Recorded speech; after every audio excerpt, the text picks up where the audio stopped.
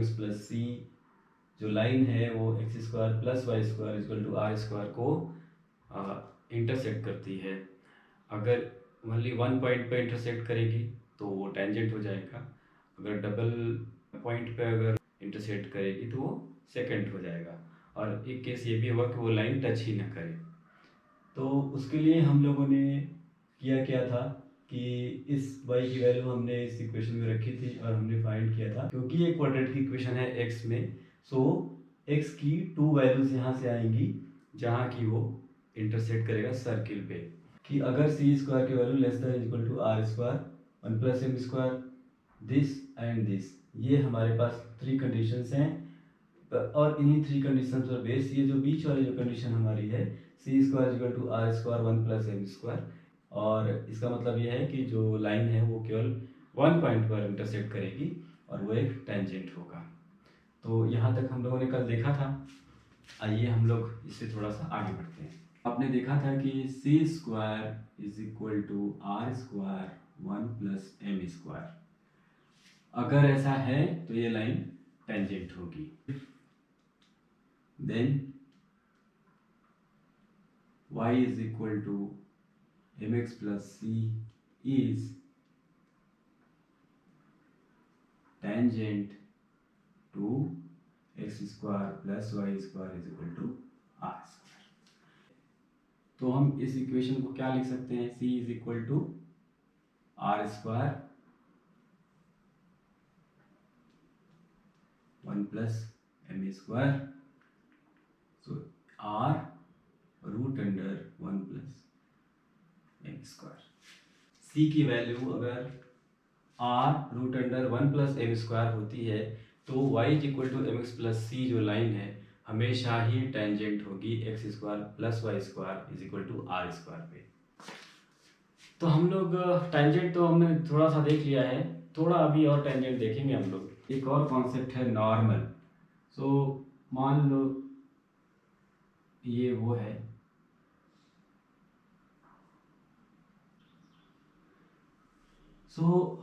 अब मान लीजिए ये लाइन है टेंजेंट है, ये एल है और ये टेंजेंट लाइन है।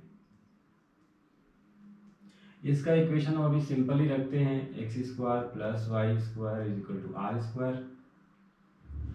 लाइन ये जो टेंजेंट लाइन है y is equal to m x plus c. तो नॉर्मल क्या होगा इसका, अगर नॉर्मल कहते किसको है, नॉर्मल की डेफिनेशन ये है कि किसी पॉइंट P से अगर हम लोग इस टेंजेंट पे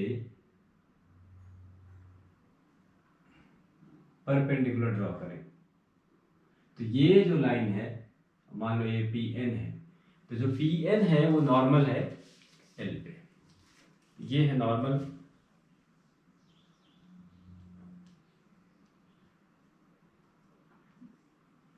नॉर्मल का जो इक्वेशन है वो बहुत सिंपल है। मान लो ये एक्स डैश वाई डैश है, तो आप लोगों को टेंजेंट का इक्वेशन पता होगा, तो इस पर अगर टेंजेंट का इक्वेशन क्या होता है,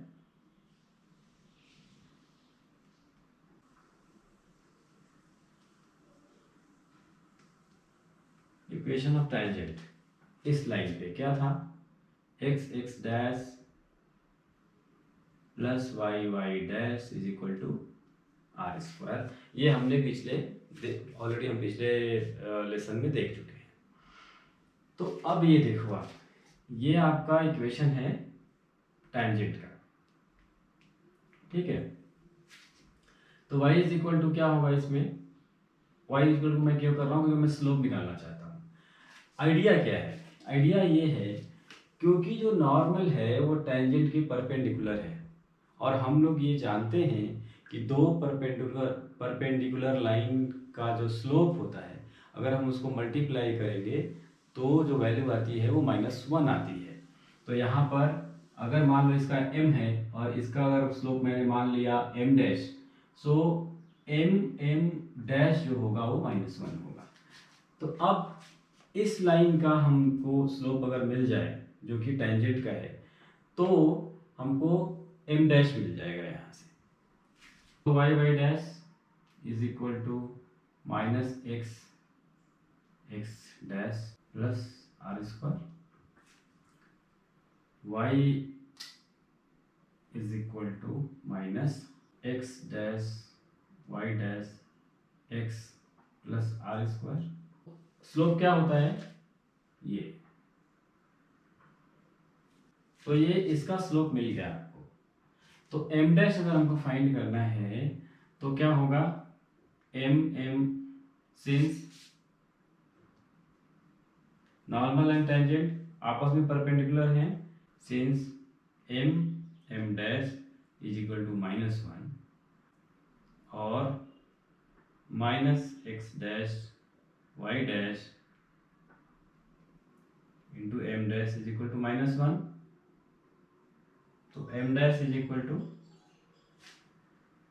Y dash divided by x dash. तो ये हमको मिल गया। अब जब मुझे ये मिल गया, इसका स्लोप मिल गया, पॉइंट दिया ही हुआ है इसमें, तो जो पी एन का इक्वेशन है वो क्या हो जाएगा,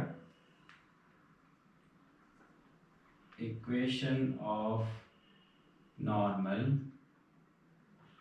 P n is equal to क्या होगा, बहुत ही सिंपल है, y minus y dash is equal to m y dash x dash x minus x dash. Simple line का इक्वेशन है ये, सिंपल लाइन का इक्वेशन है। इसमें थोड़ा काट पीट करें तो थोड़ा सा और इजी हो जाएगा। ये देखो, x dash y minus x dash y dash is equal to x y dash minus x dash y dash. तो ये देखो आप, यहाँ से वैब x dash y minus x y dash is equal to 0। ये नॉर्मल का इक्वेशन है और बहुत सिंपल भी है, क्योंकि ये देखो ना, इतना सोचने की ज़रूरत भी नहीं है। अगर हम लोग को स्लोप मिल गया ना यहाँ पर, तो ज़्यादा कुछ करने की ज़रूरत भी नहीं है। अगर मुझे स्लोप मिल गया और ये लाइन पास कर रही है 0 0 से, क्योंकि ये तो x square plus y square का जो ये 0 0 ही है, ये लाइन पास कर रही है 0 0 से, तो यहाँ बन गया, ये 0 बन गया, ये भी 0 बन गया, ये 0 है, ये 0 है, तो ये मिल जाएगा। कुछ करना भी नहीं है, बहुत ही सिंपल है। ये रहा आपका नॉर्मल का equation on point x dash y dash on the circle x square plus y square is equal to r square.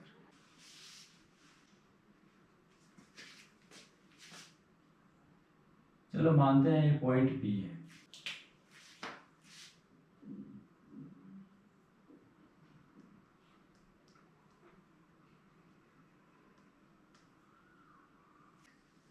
अब हम लोग क्या करने वाले हैं कि लेंथ ऑफ द टेंजेंट, ठीक है। अब हम लोग एक काम करने वाले हैं कि ये जो सर्किल है x square plus y square is equal to r square, इस सर्किल पे अगर पॉइंट ए से, जो कि एक्स डैश वाई डैश है, पॉइंट ए से अगर हम लोग टेंजेंट इस सर्किल पे ड्रॉ करें, तो इसकी लेंथ क्या होगी जहां पर ये टच करेगा, मीन्स ए पी, अगर पी पॉइंट पर अगर ये टेंजेंट टच कर रहा है तो ए पी की वैल्यू क्या होगी, तो इसको हम लोग बोलते हैं लेंथ ऑफ द टेंजेंट। तो इसको ड्रॉ करते हैं। सबसे पहला काम तो यह है कि ये पॉइंट है, ये टेंजेंट है, तो जो रेडियस होगी वो रेडियस से 90 डिग्री का एंगल बनाता है, ये 90 डिग्री होता है, ये हम लोगों को पता है। यहां से हम लोग इसको कर लेते हैं, ये O है। तो अगर आप ये देखिए, हमको क्या फाइंड करना है, हमको फाइंड करना है A से P पे। तो एक गड़बड़ी हमने कर दिया है कि ये दोनों कोऑर्डिनेट हमने सेम ले लिया है, तो इसको हम लोग चेंज कर देते हैं,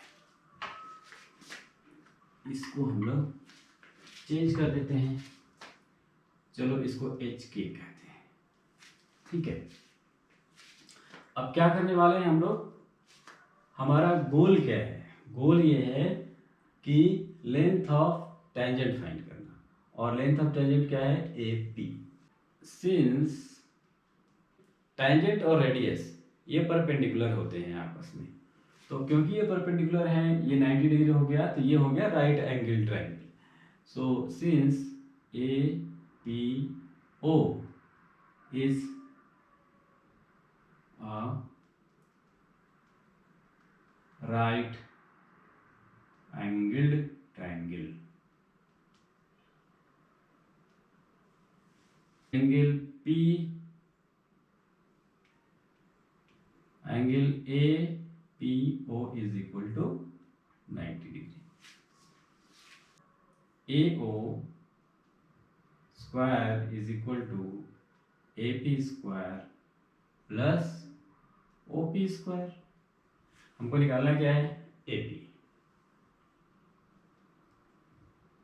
AP square is equal to AO square minus OP square. AO square क्या होगा? H माइनस 0 K माइनस 0 का स्क्वायर.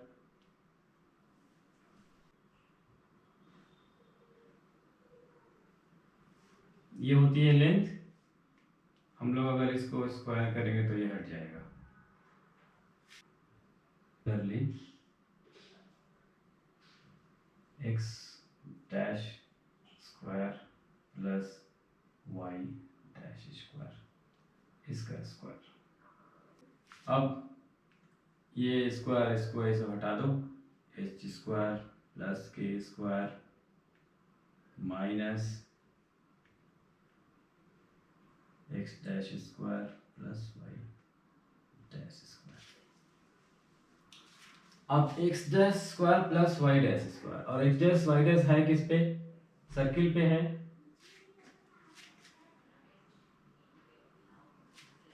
तो x dash y dash x dash square plus y dash square क्या हो जाएगा? क्योंकि ये सर्किल पे है तो ये सर्किल को सेटिस्फाई करेगा. तो अगर मैं इस पॉइंट को इसमें रख दूं तो x dash square plus y dash square is equal to r square. तो यहाँ हो जाएगा आर स्क्वायर. तो ये हो गया H square plus k square minus are square. तो ए पी स्क्वायर की वैल्यू आपको मिल गई. A P H square plus k square minus are square. ये है तरीका निकालने का. ये सारी चीज़ें जो अभी हम बता रहे हैं ना, ये सारी चीज़ें जो है ना रटने के लिए नहीं है. ये सारी चीज़ें आप ये मत समझिए कि रटना है. नहीं, रटना नहीं है. हम लोगों को वो वे जानना है और थोड़ा कॉन्सेप्चुअली अपने आप को करेक्ट करना है. जैसे अगर ये निकालना है तो हमको क्या क्या करना पड़ेगा. इसमें हमने कुछ भी स्पेशल प्रॉपर्टीज़ का यूज़ नहीं किया. सिंपल ये किया कि रेडियस और टेंजेंट जो है परपेंडिकुलर होते हैं. ये राइट एंगल ट्रायंगल है. पाइथागोरस थ्योरम यूज़ किया. और ये लाइन जो है क्योंकि सर्किल पे है इसलिए सर्किल का जो इक्वेशन है ये सेटिस्फाई करेगा इस पॉइंट को. ये सिंपल चीज़ें हैं जो हमने किया. और एच के जो है पहले से दिया गया पॉइंट है. ठीक. एक्स डैश वाई डैश हमने यहाँ पॉइंट लिया हुआ है. हमको प्रोवाइडेड नहीं है कि ये कहाँ पर ये टच करता है. ये प्रोवाइडेड नहीं है. प्रॉब्लम स्टेटमेंट ये है कि ये कोई भी एक पॉइंट है, ये इस सर्किल पे टच करता है. ये एक टेंजेंट अगर हम इस सर्किल पे ड्रॉ करें तो इसकी लेंथ कितनी होगी. ये हमारा प्रॉब्लम स्टेटमेंट है. हमने P लिया है अपने से कि P पर ये टेंजेंट टच करता है एक्स डैश वाई डैश पे. तो ऑब्वियसली जो चीज़ हम लोग मानते हैं ना उसको एलिमिनेट करते हैं. तो इसको एलिमिनेट हमने कर दिया यहाँ पर आकर के. ये एलिमिनेट हो गया यहाँ पर. तो अब सिर्फ एच के जो दिया हुआ है और ये सर्किल दी हुई है, इसी के फॉर्म में आपका एपी निकल के आ गया. लेंथ ऑफ टेंजेंट निकल के आ गया. तो है ना सिंपल. चलिए तो आज यहीं पर रखते हैं और इसके आगे हम लोग थोड़ा सा पेयर ऑफ सर्कल्स देखेंगे. क्योंकि कि टू सर्किल्स हैं, वो दो सर्किल जो हैं वो इंटरसेक्ट करेंगे. उनकी कंडीशन क्या होगी कि वो इंटरसेक्ट करें. और फिर जैसे कि हम लोग यहाँ पर देखा हमने एक लाइन है. लाइन अगर किसी सर्किल से इंटरसेक्ट करती है तो या तो इंटरसेक्ट वो करेगी नहीं, या 2 पॉइंट पर करेगी या तो 1 पॉइंट पर करेगी, जिसको हम लोग टेंजेंट कहते हैं. सिमिलरली अगर हम लोग दो सर्किल को इंटरसेक्ट करें तो या तो वो नहीं टच करेगी, या 2 पॉइंट पर इंटरसेक्ट कर जाएगी, या 1 पॉइंट टेंजेंट पर इंटरसेक्ट करेगी। ओनली 1 पॉइंट पर टच करेगी और जो पॉइंट होगा वहाँ पर एक कॉमन टेंजेंट होगा। तो ये सब को हम लोग देखेंगे, और उसके बाद हम लोग कुछ कॉम्पिटिटिव एग्जाम्स के क्वेश्चंस देखते हैं, तो उससे थोड़ा सा और क्लियर होता है। तो थियोरेटिकली हम लोग कंप्लीट कर लेंगे एक आध लेसन के बाद, 1 या 2 लेसन मैक्सिमम, और फिर हम लोग देखेंगे। चलिए, तो हैप्पी लर्निंग, थैंक यू।